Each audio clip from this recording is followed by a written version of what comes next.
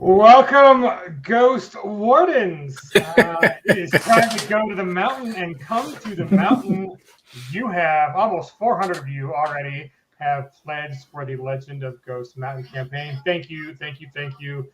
We are super excited that you are loving this as much as we love creating it. So, Cheyenne, welcome to the stream, buddy. Tell us about that video, man. That is. You made that excellent video. Tell us of your magics, sir, because it's one kick-ass video. I took some art and some music and I slapped it together until it all lined up. He said humbly. It takes us to the next level, so congratulate yourself. That's great. Yeah, no, I think that video it does the setting justice, which is kind of what we want. You know, it really gets the point across. Love the music. How'd you do that little like parallax map thing, man? That was super cool, making the map look like it was all 3D and the mountains are coming up. Oh well, that was pretty easy. The map itself had been given to me. I had a low res version of it, and then I had the full layered PSD version. And so I just imported the layered PSD version. And I simplified it a little bit because there are some things you don't want to have move around independent of each other. But then I basically, in After Effects, I layered them into the distance a little bit, but then blew them the ones further away larger so that everything still sort of lined up. And then pretended that there was a camera sitting there staring at it as it moved from one point to the other, and it creates that natural parallax effect as some landscape moves behind the text, and kind of everything seems to glide over it and stuff like that. Did you have to do the mountains on a separate? Because the mountains look like they're standing up, man. They look like not even just parallax, like they look 3D. Well, part of what I also did was I tilted the whole map. If the camera's aiming down, right, I tilted the whole map up towards it like this and kind of away in the way that the mountains are leaning away. And then I did what's called a tilt shift thing where I copied it.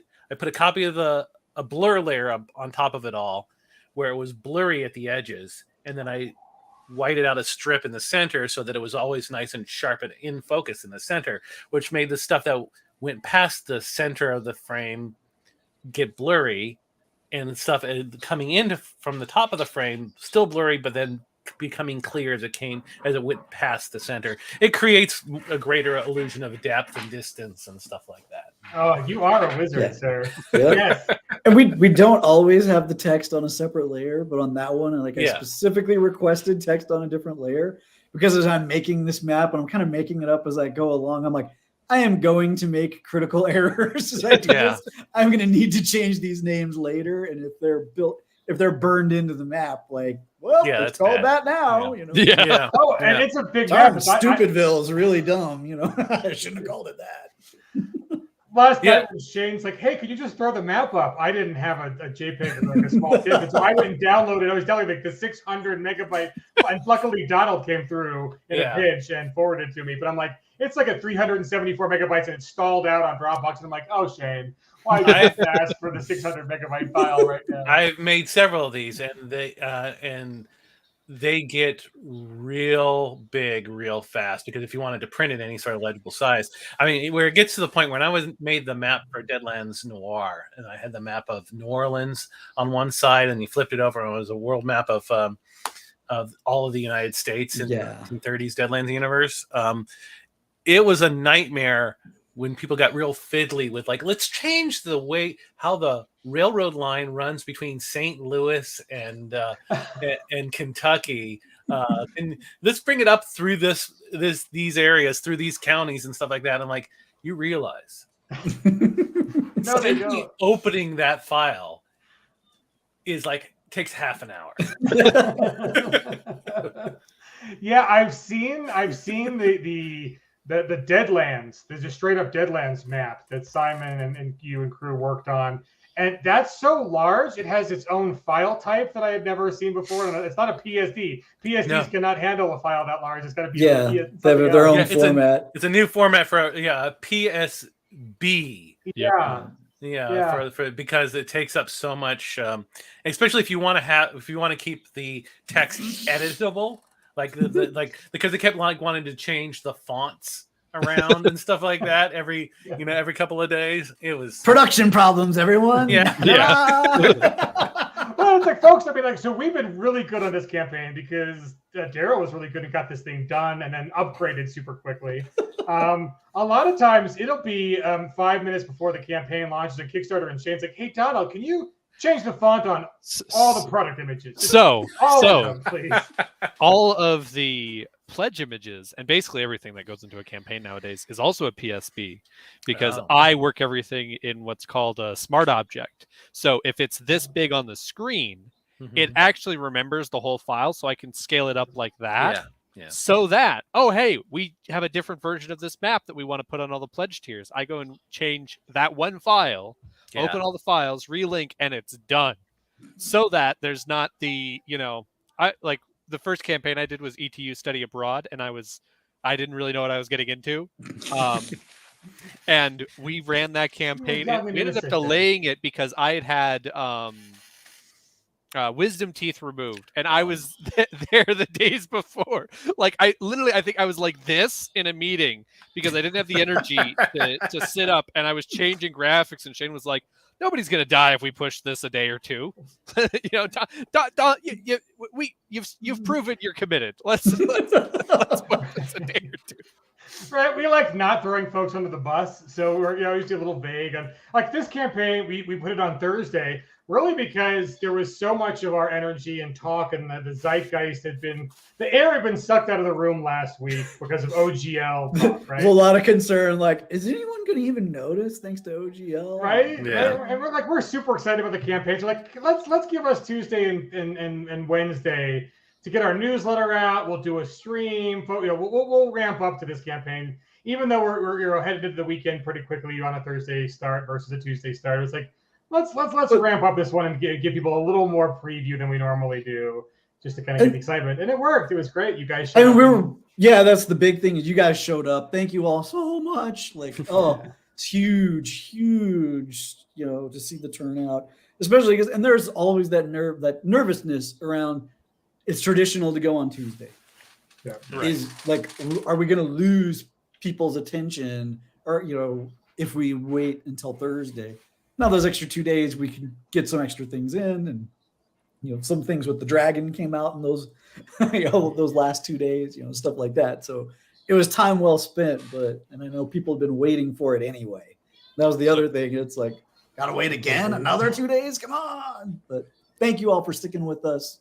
The day one so far has been spectacular. It's already blown away anything that we imagined, and the day's not even over yet. So thank you. So good. Yeah, we'll run through the campaign page here pretty quickly, but we do have a request, sir. Jess is here in spirit. Tell us, who's the doggo that's with you? So I'm dog sitting for Jess, who does our pawns and many other production items with Simon. They would, she's having fun. I'm looking after her monster.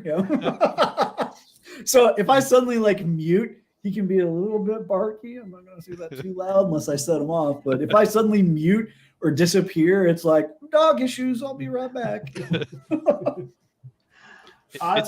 It's been fun having, I think his name is Duke, in It's meetings, Duke, yeah. because Google Meet will automatically cut your mic if it's beyond a certain level, because it's like, oh, something's messed up with your mic. And so Daryl's talking, and then all of a sudden it's and when Duke is barking. Is Daryl having a stroke? Oh no, Duke must be barking in the background. Yeah. Why not both? I mean, I'm of a certain age. Look, we've got a fellow Duke in the audience. Nice. Cowboy corgi. Corgis are so cute. Does your corgi have a tail, Robin Savage? Because some corgis have tails and they're very cute.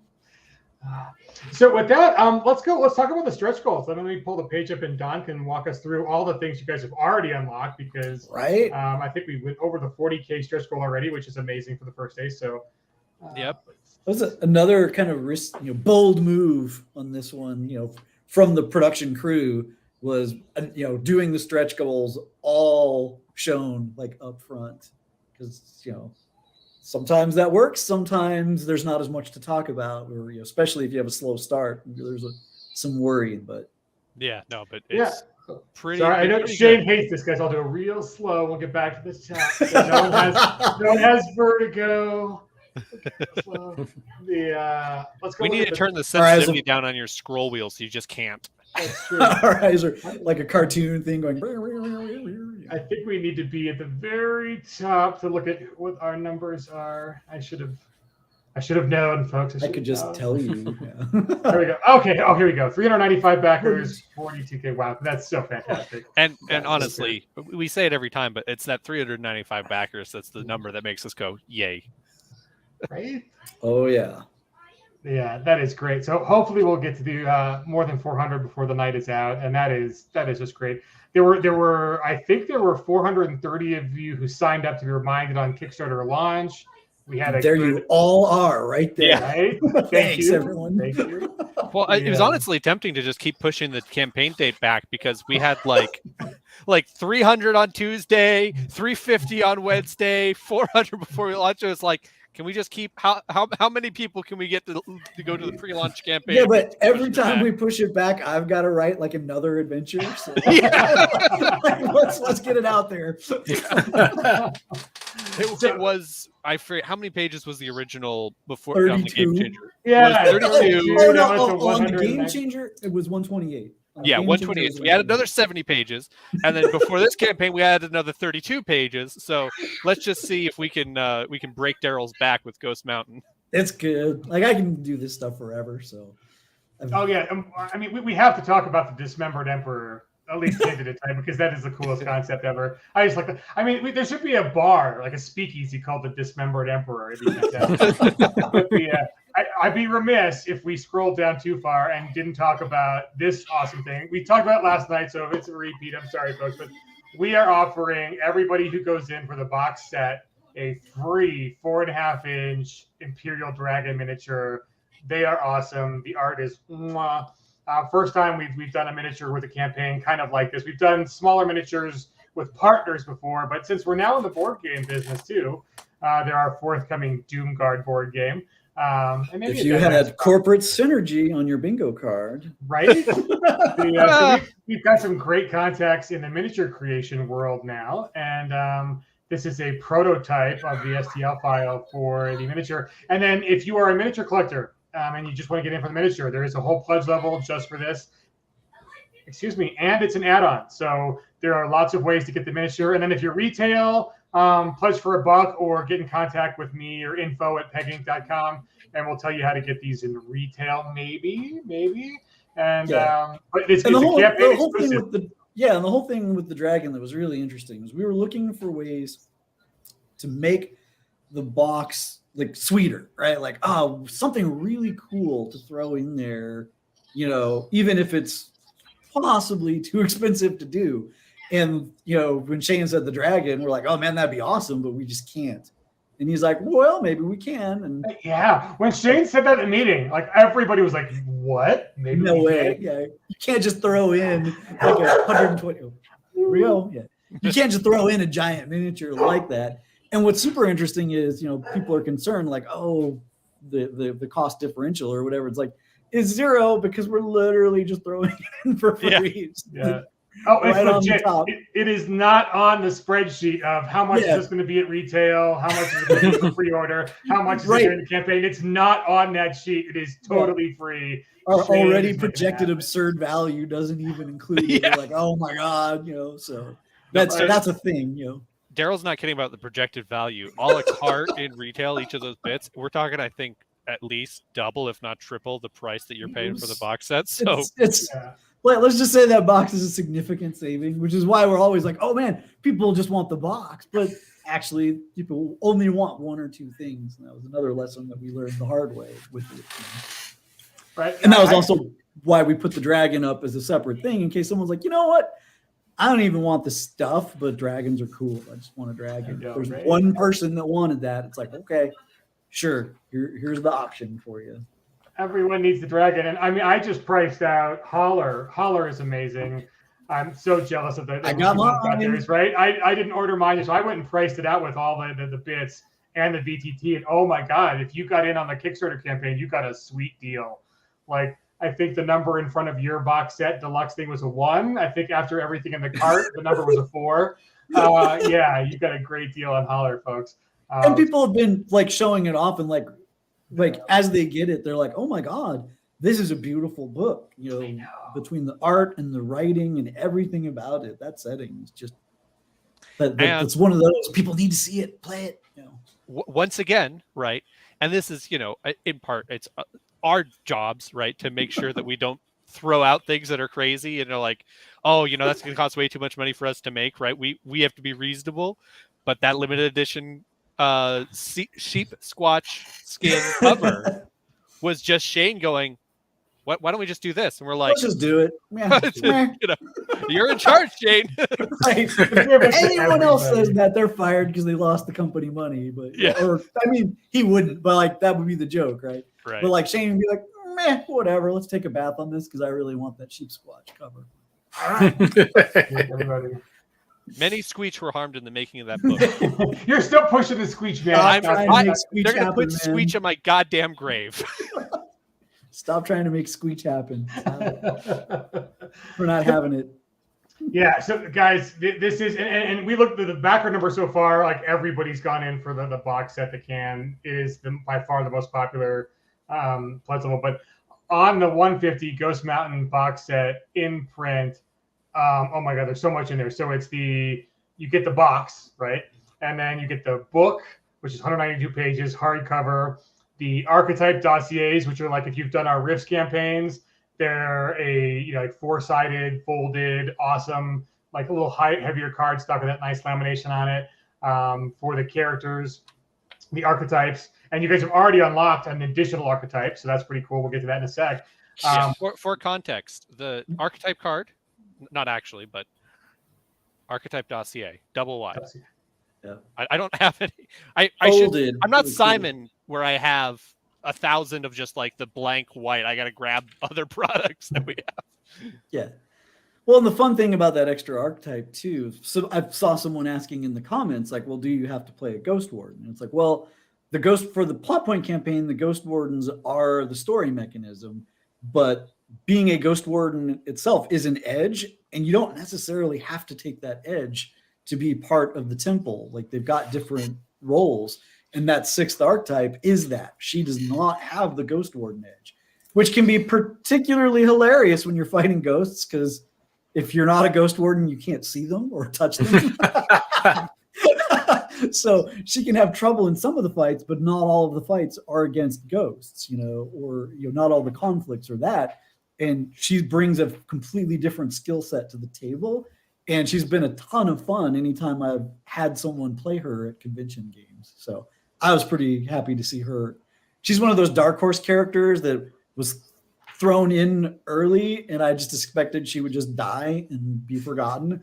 But she's kind of become like a dark horse favorite. And that kind of answers one of the questions we had on on the actual Kickstarter itself about, how do you continue playing in this world? Do you have to be a Ghost Warden? It's like, no, there is more of this world than just the Ghost Wardens. The Ghost Wardens definitely feature prominently in the plot point campaign. So That's a great place to start. But there are the magic and the schools and the plots exist beyond just the one paradigm. So that's a cool thing. If you know the genre, you know what to do from there, right? Like all of those pieces are in play, and you're like, oh, yeah, this is going to be, battling schools, or this is going to be, and they're like, or the Ashen Monk Rebellion. Oh yeah, right. Okay, yes, exactly. The monks of the South, like just deciding, okay, it's time for us to rebel against the Central Empire, which might already be on shaky ground or gone, depending on what you did in the main campaign. What a great way to have a sandbox world. It's like, yeah, we just broke it in the first campaign. So now we're picking up the pieces and what happens. No one's got expectations right now. Yeah. And that's part of the decision. The fun part of the campaign is you do get to make those big decisions, right? Like if we're going to back the Emperor, we're going to try and hold this together. You don't have to. You could decide, now this guy's got to go. Who's replacing him, if anyone? And if no one, boy, things get really rough for the Ashen Monk Rebellion. But you might have a friend on the throne. You might be on the throne, which completely changes how that rebellion would play out for you. So you might have somebody that hates your guts on the throne. right? Yeah, that is possible. Oh, so good. So speaking of thrones and maps, so the one thing that like we normally don't have these ready in time for a lot of our campaigns to show you, but because we did the game changer first, we have 2 double-sided, this is the great laminated maps that are really kind of durable. They're wet erase, dry erase. So 4 different locations on the map packs for map pack 1, map pack 2, and it definitely looks like there's a throne room or some really awesome kind of like hall on one of those. And they're meant to be like, so they are tied to locations within the plot point, but we tried to make them general enough to where you could repurpose them for use in other areas or, in the genre as a whole. Like, yes, we're going to need a temple chamber because there could be all sorts of shenanigans happening there. A imperial garden, it could be a tea house, it could be a brothel, who knows, but that kind of fancy, lavish interior space that's going to give that feeling, and then an area outside, in the road with the cliffs and the, where people can fall to their deaths, which is important. Right? There's at least 2 pieces of art that have that. So like, it might come up on one of the parts of the campaign. I like cliffs, sorry. That piece of art that's at the top of the campaign where it is Rat Chopper with his axe in the tree and Fire Hand Zhao is shooting fire at the ghost. Is like just the perfect, like, that's Ghost Mountain. But it's also just like, it's such an amazing piece because it's so dynamic and you immediately kind of what you're getting into is like, that's going to happen. And I also love, and this is something that's pretty true throughout every single one of the pieces, is the Ghost Wardens are never alone, right? You're a solo Ghost Warden, a badass. Many Ghost Wardens can determine the fate of an empire. Right. Although there are pieces where they're alone, and those are usually the Not recommended. Yeah. Okay, so I'm going to zoom down off screen so Shane doesn't have a stroke while he's skiing and watching the video. He's watching this while he's skiing. I broke my left leg in 3 places. My second day skiing, like right before my 8th birthday. And stay focused, Grasshopper. And so yes, here are the stretch goals, and we'll walk through kind of we already mentioned one. So the very first one is this great character who's Orphan Ding, who is now added to the lineup of the dossiers, and she's not a Ghost Warden. So she's Ghost Mountain's mean girl. No, there's a great, I can't wait for people to see it because Daryl did a great job of, there is a sidebar for all the mean things that Orphan Ding will say to the archetypical wardens. And it's also great. It's not just great because, like, okay, if you're playing at a con or something and you have the players playing the archetypes, it's good, but it's so flavorful that you're like, you immediately know how to role play this character and be mean to everyone at the table, archetype or no. The best part, like, even without that, like, the people that have played her have just done her spot on. Like, everyone hated her by the end, and I'm like, here's another Benny. Here's another Benny. Just the more they hate you, the more right you're doing this. And we had some quotes from when Shane played Fire Maiden Zhao, like in the early playtests, and those are hilarious. I don't know, a little change in her personality sense, so I had to read. But I love those quotes. Like, she's a very sassy fire spitter. She's having a good time burning people alive. There's a little pyromaniac in there. It's not just a skill. It's definitely a vocation. She does have the Joy Master edge, right? Right. Yeah. She's not just setting fires. She's happy about it. And then, speaking of emotions, the next stretch goal was the emotion cards. So you've got emotion, which Daryl can speak at length about, but that's one of the big changes between Ghost Mountain and your other kind of wuxia settings is it's not, Tiger Fist and Crane style and all that. It's based on emotions, right? And that's all, not only what fuels the Ghost Warden's cool martial art abilities, but also the tension that keeps the unruly undead in and, making it so that you need a Ghost Warden to go and say, no, I don't care how angry you are, Ghost. You're going to the underworld. Come on, let's go. Okay, now I'm going to punch you in the face because you're not coming in. Because I'm a Ghost Warden. It hurts. And it's actually not entirely unprecedented in martial arts fiction. It's not common, but it does exist. Like in Return of the Condor Heroes, Yangor builds an entire martial arts style called Sorrowful Palm based around his tragic life. So just the more drama bombs drop on him, the better his martial arts get, the more powerful he is. He's managed to weaponize his own tragic backstory.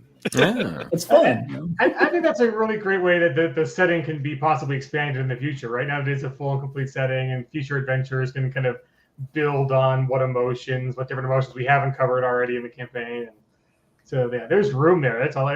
One, it's super unique, but two, it's like there's a lot of really great growth.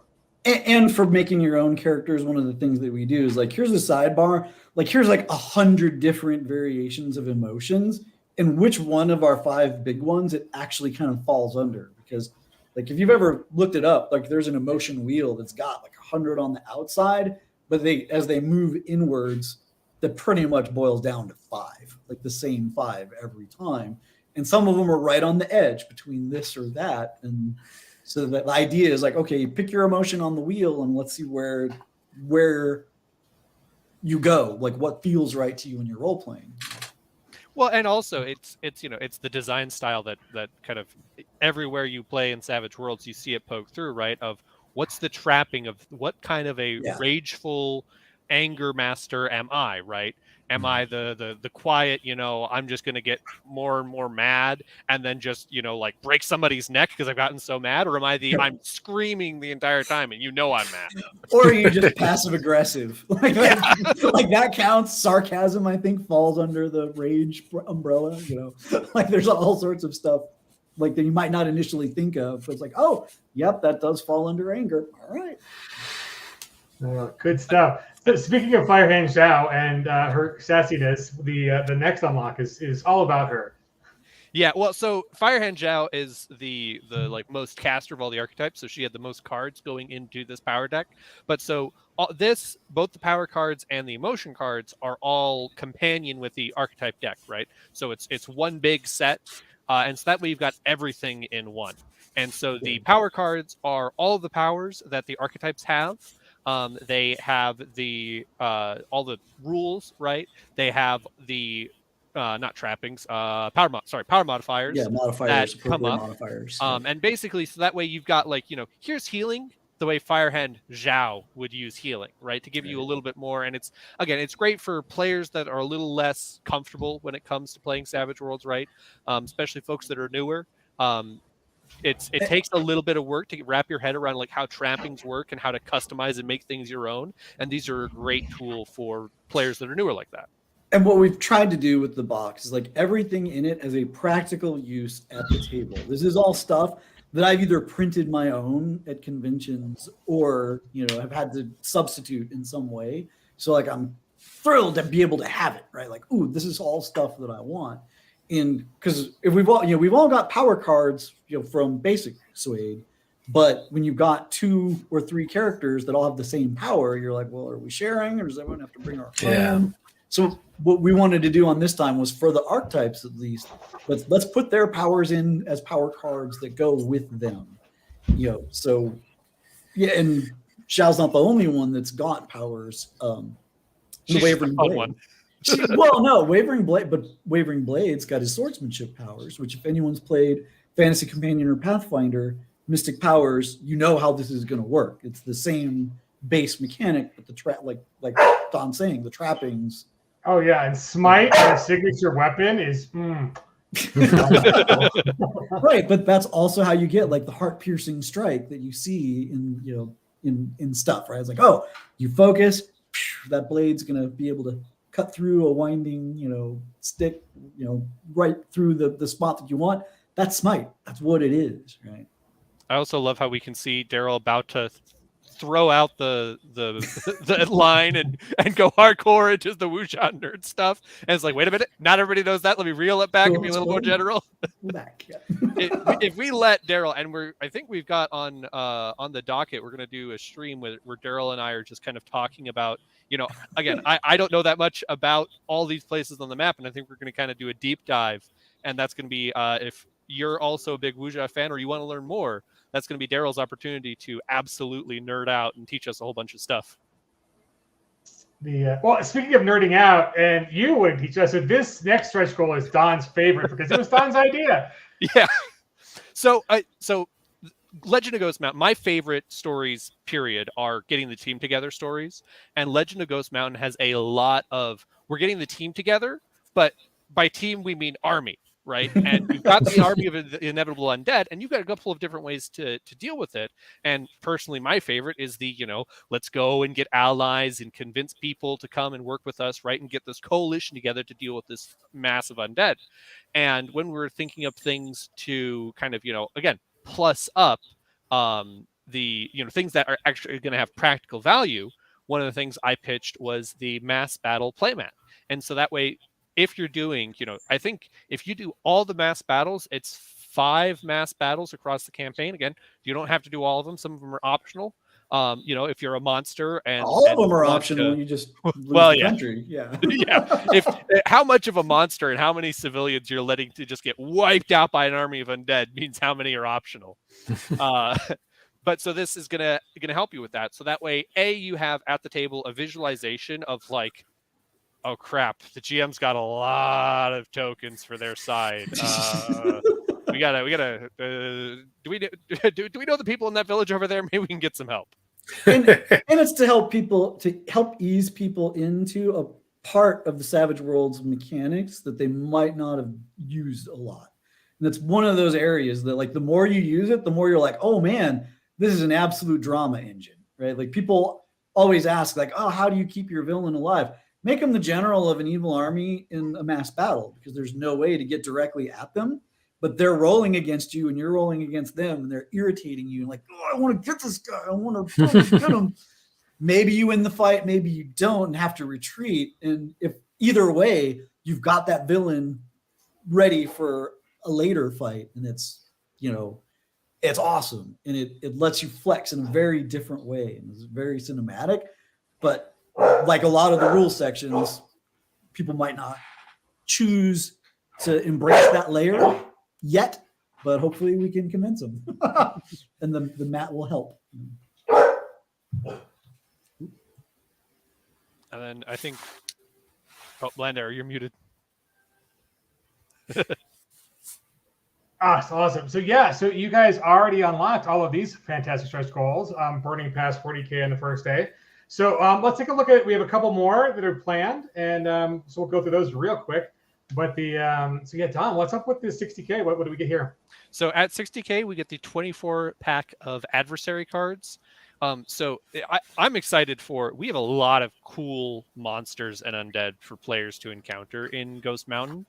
And the nice thing about the adversary cards, right, is the obvious on the tin, hey, now I have this card that has all the stats, so that way I don't need to worry about, okay, where are they in the book, right? Super useful at the table. Especially because you can, just pull out the ones that you need for like, okay, well, I kind of know we're going to do this encounter this session. I don't have to pull everything out, have everything ready. I can just, makes it a little more portable, especially if you're going to a friend's house. The other thing that's really nice about the adversary cards is they have a section on them that is an encounter, right? And so this is more work for Daryl, probably. Maybe I'll jump in and help write them. But they're how would you use this creature in a specific encounter, right? So for instance, we've got the Chain Ghost. Well, you might have an encounter that is, hey, you're going through this area and there was a working party here and they all got killed by some horrible, maybe bandits showed up and slaughtered the guards and slaughtered the working party or worked the working party to death.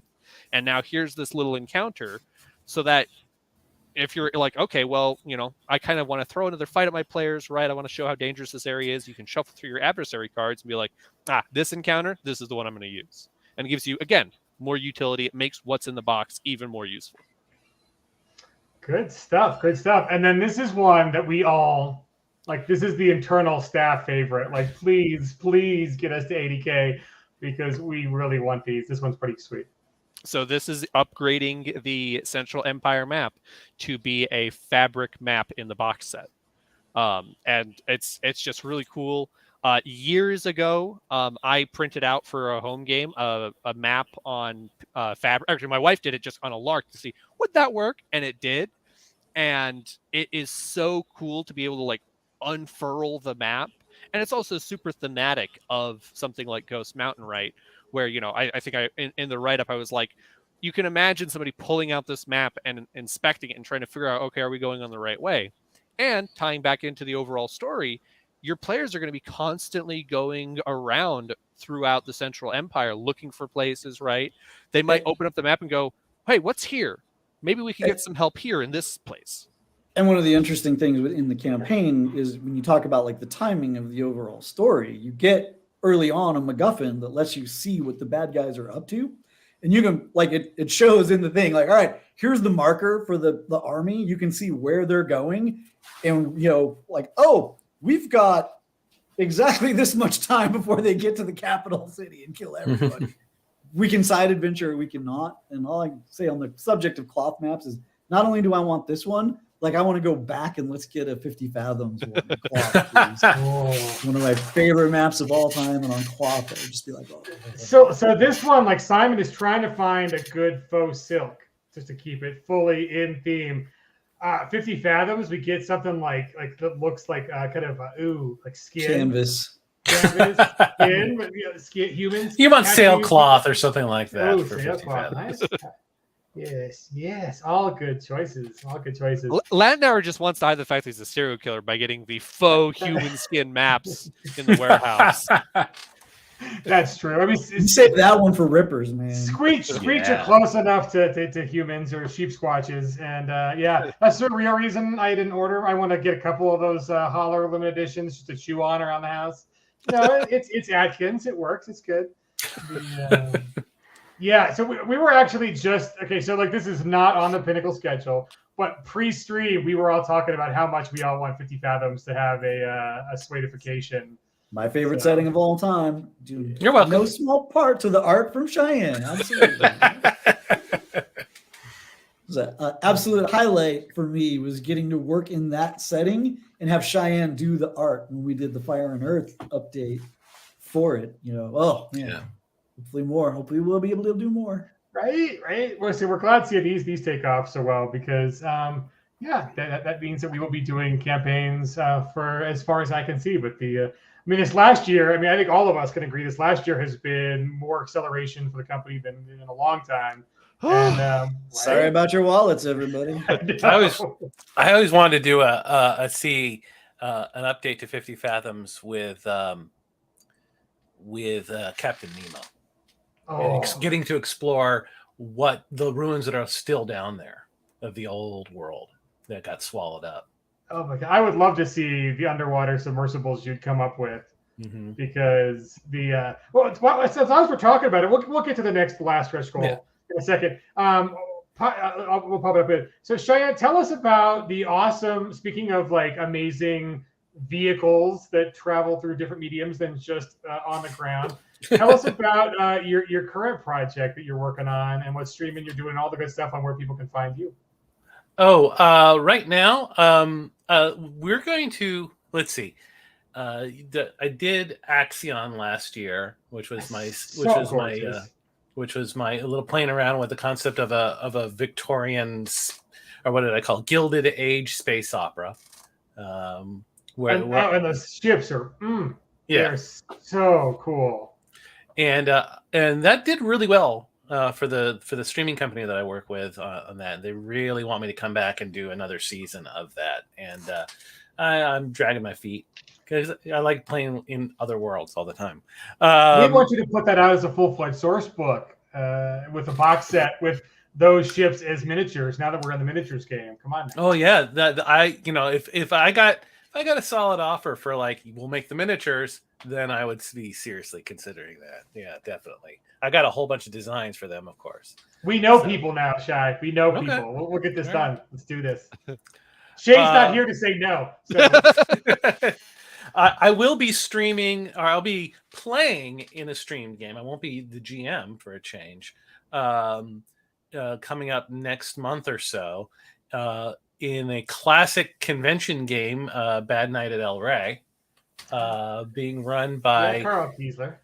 yeah, it's a Carl game, but it's being run by one of his personal players as the GM. Candace the Magnificent will be running the game. We love Candace. Like, I was gonna make our standard joke of, well, she's no Carl Kiesler, but it's like, oh, it's Candace. I can't even make the joke, but she's awesome. Yeah. So she has studied at the foot of the master. I mean, she plays in Carl's home game, right? So and then she's going to GM this, and I'm going to get to step into that world, which will be fun. And then at home, I'm firing up a game. I'm running Necessary Evil Breakout. I'm about to fire that up. But it's with the change that I told my players, because we're not streaming this or anything where people can see it.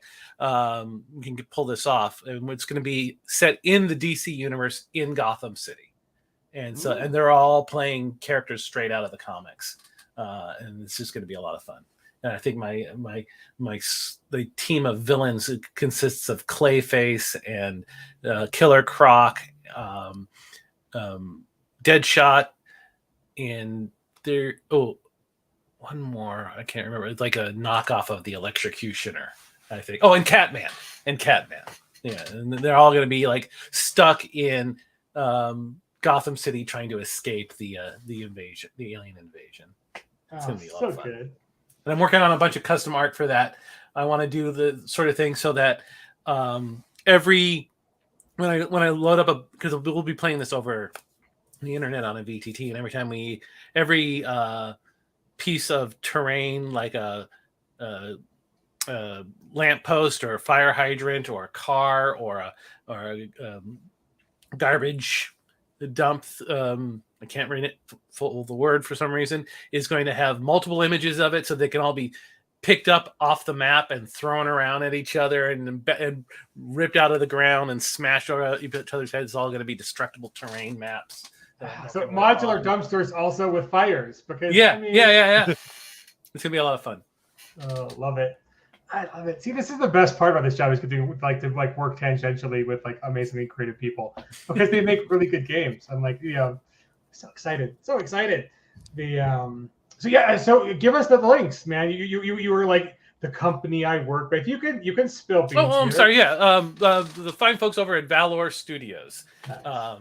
Which you can follow. We'll be doing the show on Twitch at their Valor Studios, twitch.tv/Valor Studios, and then it will also be reposted to YouTube weeks or two later as we get around to it. So you can follow them on Valor Studios on YouTube. Nice. Yeah, it's great. And so we were super happy to be the first stream to bring Candace on and introduce the world after Carl. So Carl was heavily involved with Doghouse Rules in bringing Savage Pathfinder to life. So they were the initial team, and then worked before we had Mike on the project, and then we brought Mike in, and so then we were like, we need someone yesterday to do an actual play of Savage Pathfinder. And Carl's like, oh well, I've been running it for my home, my home group, and so Candace, she's great. She's been playing it. She knows what's going on, and it turned out she's also a fantastic streamer and gamer. So that's how I met her, actually, when you brought me in to run Flash Gordon and the Moons of Mongo, and she was a player in that. And from that, I met her, invited her to come to do my Deadlands Hellgate campaign that I ran 2 years ago. And we've been playing games all ever since. It's so good. A bunch of fun stuff. Real fun. She's a great streamer. Great energy to have at the table.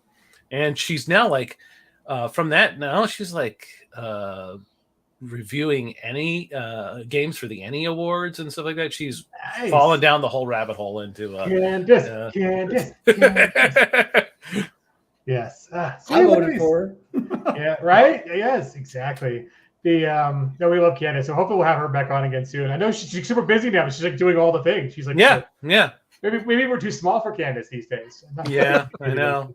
But it's fantastic to see a career take off. Oh, so good. And she's super talented musically as well. It's amazing. She's crazy. She's crazy talented. She got lots of D12s on her character sheet.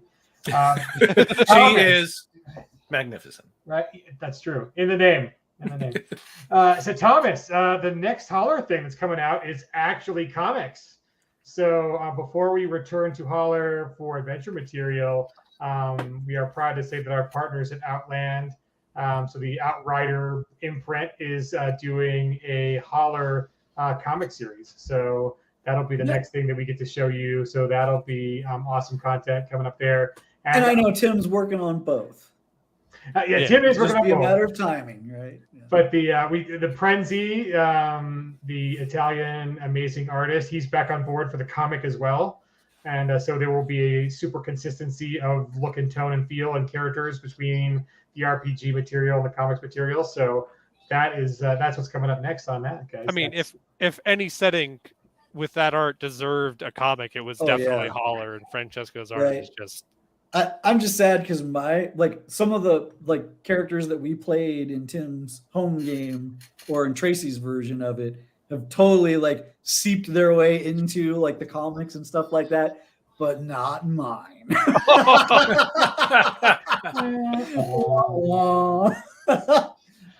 So we've had you on lots of streams, Daryl, because you've been super busy. Maw of Oblivion is already off of the printer because you were an awesome ace on that and got it done really fast, and it didn't need much correction from the community. They all loved it. So that one is currently getting printed. Any hints on the next thing you're working on? I don't hint. It's Necessary Evil. Yeah! We got more Necessary Evil stuff coming. So we've been talking about Necessary Evil 3 for years. I was working on it around the same time that I started working on Ghost Mountain. So it needs to happen, and I might be updating Necessary Evil 1 and 2 at the same time so that we can do something really big and across the board for all three. That's so awesome. That's the update it needs, and no question about it. We want you guys to be able, if you haven't needed the evil, you need it now. And all of it. Start from the beginning and be able to go through these epic campaigns and kind of grow into these super cool characters. And that's our big struggle, right? Is we've got all these games, these awesome settings and all awesome things that we want to get out, and we've also got ones that need to be updated. And so finding the time and choosing the priority, what to get out where, and that's why when we were talking about Martial Arts Companion, and we're it's not on the schedule for a while because we have games that we've got to do. Yeah. That, a lot of them, Yeah, Duke. See, Duke's excited for Necessary Evil too. Duke wants it. So AV. It would be not only bringing the previous campaigns up to Suede, all new reprint, maybe some cooler other stuff for that. 1 and 2. And 3, and I think I think Shane has already slipped and announced that it's not even just 3. We're the Necessary Evil is, we are putting our stamp. It is a Pinnacle property. We are supporting the universe, the multiverse out of Necessary Evil. So right, and I mean, so we've got a super setting, and we've already spoken about Doomguard that's coming, and Doomguard are in the SPC, the Superpowers Companion. Some of the characters from it are directly statted.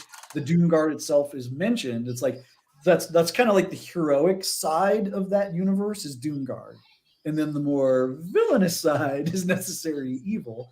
But Doomguard does recruit villains too when the situation is bad. So all of these forces get to cross over and compete, and it's all one big giant playground that we're going to be populating and playing in. Oh, so good. So good. Hey, Don, do you have one of the miniatures, the Doomguard minis? Oh yeah. I got them. I got Ogre up here all the time. I have the failed, not good enough to send to Simon Ogres that Molly printed. My wife I believe that's Seraph now. Listen, I only work on so many projects at one time. I don't know. I am not on the latest in Doomguard. That is Mike's baby. And that's I was saying Mike will have to answer that question, but yeah. Yeah. But you can see he's got a little bit. His backside didn't print, so I get to keep him. And I mean, I've had this guy so. To tell you how long these things can take to make, the third time I met Shane and Simon was to come over to back when they had the office here in Phoenix. We're all still in Phoenix. It's just there's no office anymore. And I played Doomguard and I play tested it, and I for like the next year and a half thought it was Simon's game until Mike was like, "Oh no, I'm the Doomguard guy," and I was like, "Oh really?" That's where I met Mike, was in early play tests, or like if not the same time, like around then, that early play test getting up, like, this is a great game. I can't wait till this comes out. But it takes time. Like these things, like Ghost Mountain was written at the same time. Like, it's like, yeah, it takes a while to brew. Yeah, I actually I played him in the version of the Doomguard board game that I got to play test, and then also, I'll plug another thing that we did. But Daryl, you can't forget, not only is Doomguard in the SPC, but we did that whole Tales of the Doomguard. Oh yeah, Tales of the Doomguard is the yeah, that's right. We all threw down on that, so it's all in part of that big shared universe, right? Yeah, I hadn't heard of Mike in the community until he did the Guardians of Umbra Jumpstart, and then put out Guardians of Umbra. But then, like, on our own Pinnacle channel, there is a Rifts playtest from years ago with SPF and crew, and he's there in it. So he was at one of the. I was like, "That's Mike Barbeau playing Rifts." Like, how did he's been here all along, people. So yeah, I mean, we have such great projects coming up. This is going to be a really fun year. For folks who don't know, this is the 20th anniversary of Savage Worlds this year. So we're calling it the hashtag Year of Savage Worlds. We got a lot of great stuff planned. Obviously, this is our first Kickstarter of the year. It's our 31st Kickstarter. So thank you. And we've delivered on all of them so far, and doing well on the ones that are still outstanding. I think all of our outstanding projects got like a 1 month delay because we had to resource some card stock for cards that we love putting the cards in because they really do make a difference. And we were smart enough when we heard about the issue with other printers, other companies running out of their paper stock to print their books early in COVID. We plopped down, like, let's just buy all the paper for all the books forever. Let's just do this. Get our paper because we like our paper. But we weren't anticipating for the card stock to go out of print, and the card stock that we used previously went out of print. So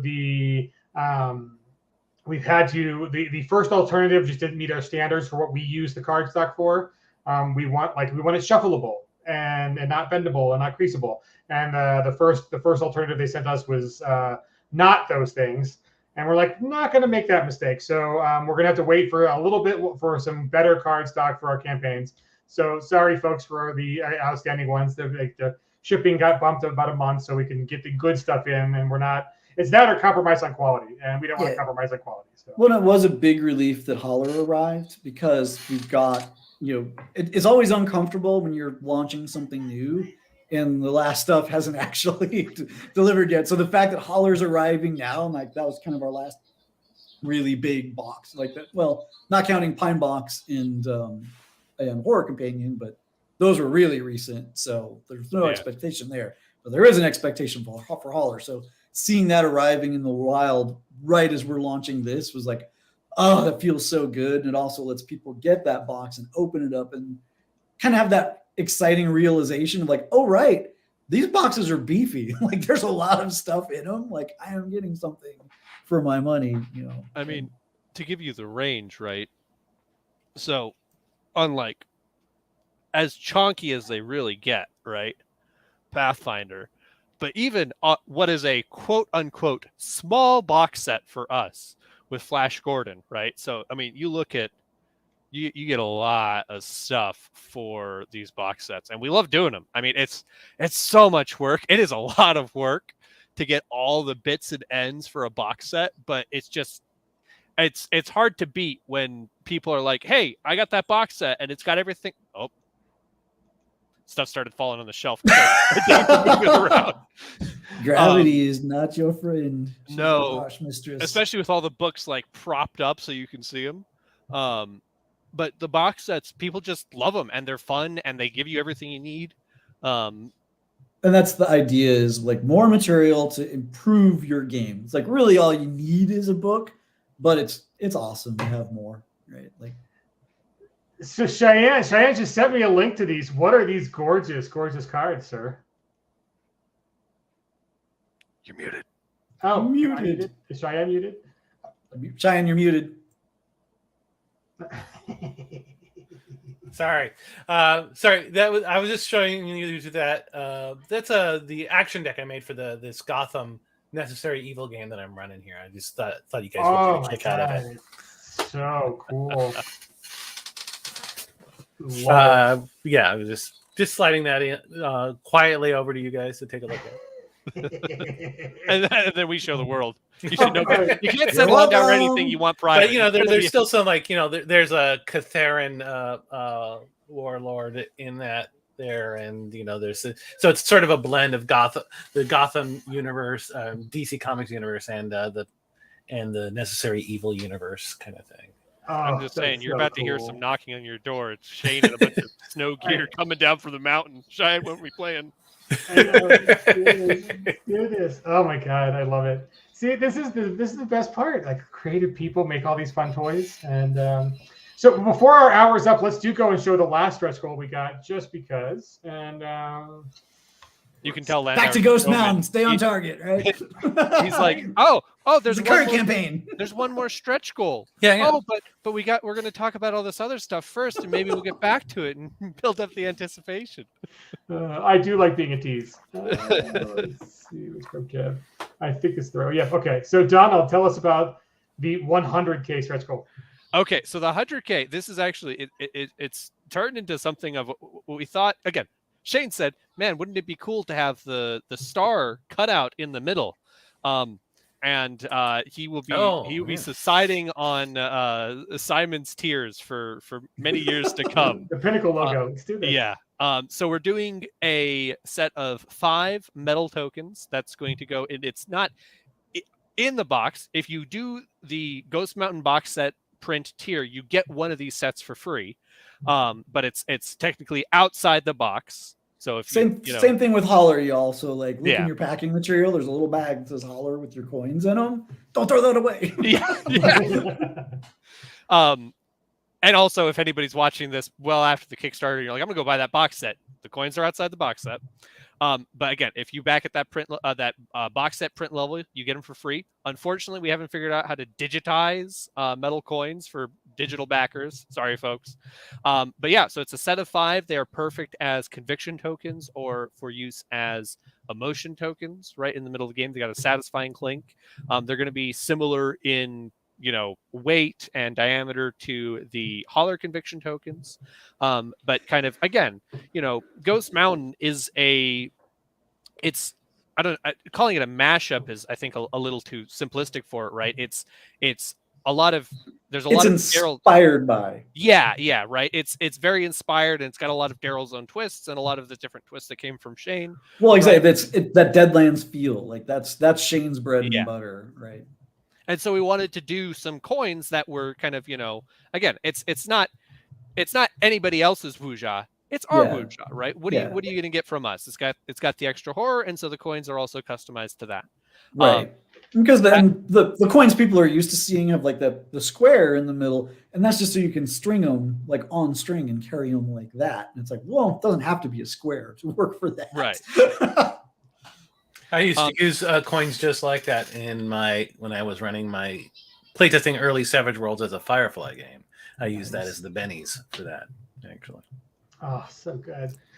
3D file. I don't think, unlike like a mini, we don't mock these up in a 3D program. I will say, of all of those stretch goals, the one that art not final is the biggest. Like, you should take that as those are. We're still. It's metal is a difficult medium to work in, and so it takes a lot of like back and forth and a lot of figuring out. Yeah, can you do this? Yes, hasn't come back in yet. So and that's the other reason that they're at the 100,000 levels, because that's the level where they begin to financially make some kind of sense. So we're like, and we didn't know going into this, are we even gonna get there? And normally we wouldn't even show that goal until we were closer to it, but like, we're going to put it out there. Like, well, this is where it makes sense to go in the box. Let's put it out there, and fingers crossed that we make it, because I think they'll be cool as heck. So yeah, guys, we've that's our hour for tonight. This has been a wonderful celebration of bringing Ghost Mountain back. It is time to go to the mountain, as Cheyenne put on our amazing video, and you guys showed up. We like that. It's horrible because that's both like my tagline for it, but that means you're gonna die. If you go to the mountain, that means you're dead. Like only dead people go to the mountains. But dead is not the end in this game. It's where it starts, man. That's We got true. portal to the other run. So, so thank you to 410 backers on day one.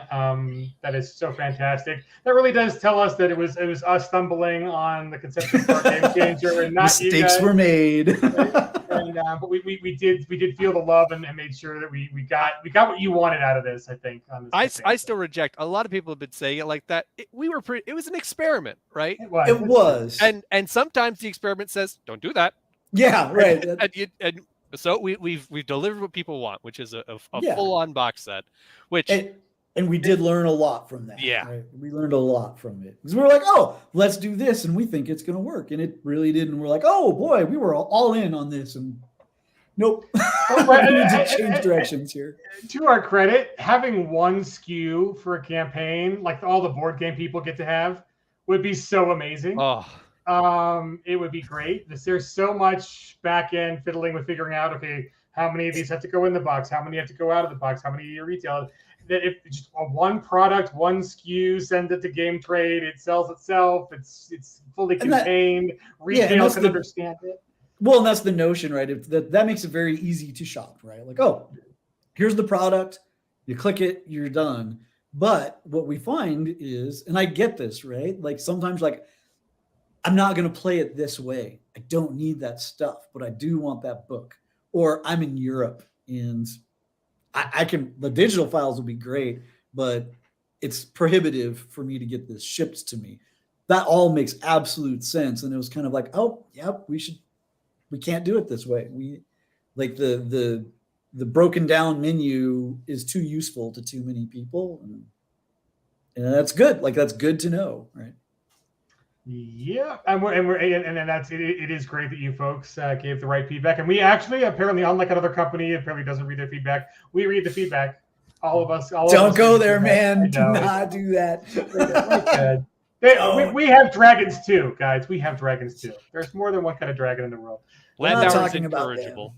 I am incorrigible, right? Come at me. About that. Where's Hannibal? We need to train Hannibal to just come over and just body you every time we need to get. Like command that we could shout out. Usually it's Jody's job. She's like, no, don't talk about that yet. But oh, here we go. We got spam in Twitch. There we go. That's a sign that we're good to go. So, folks, thank you for joining us for the launch stream. We will be back again. We're going to do a deep dive on the map so you can see all the other things that aren't necessarily in the one big first campaign, and all the great other places that you can explore. And so yeah, we'll definitely be doing some ask your questions, and we'll talk about them on streams as they come up. We like to blab about stuff. I think the two streams we can safely talk about was the one we already mentioned, the deep dive, and then I think we can also safely talk about Daryl and I are going to sit down and make a Ghost Mountain character. You're going to make a character, and I'm just going to choose Heckle ways to kill it. Yeah, to destroy it. Yeah. And luckily, so a little bit behind the scenes, the way when I first, this was forever ago, when I took over doing a little bit of production stuff on Ghost Mountain, the way I went through and made sure, like, does all the character creation stuff make sense for Ghost Mountain, was I made a character. Luckily for you folks, I'm on a new computer now, so I don't have the old, opened up the notepad file and it's just, I put all the stats there and I saved it there. So maybe it'll be a little more collaborative than we initially intended, but I reserve the right to reject your ideas. You're on your own, man. Daryl's not going to give me the out of being like, Cat, what edge should I take? So yeah, guys and gals, we have a lot of great stuff headed for you. This is going to be a nice long campaign, just under 30 days, and it'll end on a Friday in February. But we do appreciate you sharing. We are a small company, and as much as you guys are all here listening to me, so obviously we reached out and touched you successfully, not in a bad way, in a good way. Do share with your friends, let people know that we are running this campaign, so we can unlock some of those bigger stretch goals. There are only a few left, and we were smart and limited those, and those are our goals. And so let's get to that. Let's get to that 80, because oh my god, that one's great. 102 would be great, but the please 80. And, just crush it, and we'll see what horrible thing they're like. Okay, we got to make up a new one. Like, and we get to scramble around. there is a value. I don't think any of us know it, but there is a value past 100 that makes us go, okay, what's another stretch goal? Yeah, like we'll have to like dig deep. Let's figure something out. I mean, we already gave him a dragon miniature for free, guys. What? I know, right? Like, it's a terrible problem to have if it comes up. But. So we appreciate you all. We're really glad that you're back with this campaign. But yeah, do share and share alike. There are a couple paydays between now and the end, so we understand if you got to wait to back. But yeah, special. And again, for all of our overseas folks, the shipping does not get better than when you back a Kickstarter campaign. We have a cap on shipping, and the rates are on the campaign page. So hopefully that helps you guys make some decisions. Do go in with friends if you need to get double copies and save even more. And, or talk to your local game store. Ask them to order it via the Kickstarter. Right. Have them ship it. Yeah, and we will be going after the Kickstarter ends. It will be going on to the order manager on Game Changer on our site. So if you have backed a previous campaign and you don't mind waiting for that stuff to show up when Ghost Mountain fulfills, or we're going to do more campaigns after Ghost Mountain, knock on wood, right? You could always merge those orders later in the order manager. And I will, just so that we have this on video record somewhere so that folks can reference back to this. The mini is campaign exclusive, not Kickstarter exclusive. So you get it for free if you get the box set on Kickstarter, but you can get it as an add-on either on Kickstarter if you don't get the box set, or in the order manager later. But the only way to get it for free, and again, free, it wasn't on the spreadsheet when we built out the pledge tiers, is to back that box set during the Kickstarter campaign. So yeah, other than that, check out Axiom because it's amazing and gorgeous, and Cheyenne is a luminary, and Valor Studios with an E at the end on Twitch. They are great. They are a media network licensee, and they put out gorgeous stuff. And so yeah, check them out while we're not streaming. And thanks, folks, for everything. Shane sends his love. He just pinged me in the background saying say hi to everybody from Shane. And yeah, and again, happy birthday, Jody, 49. We love you.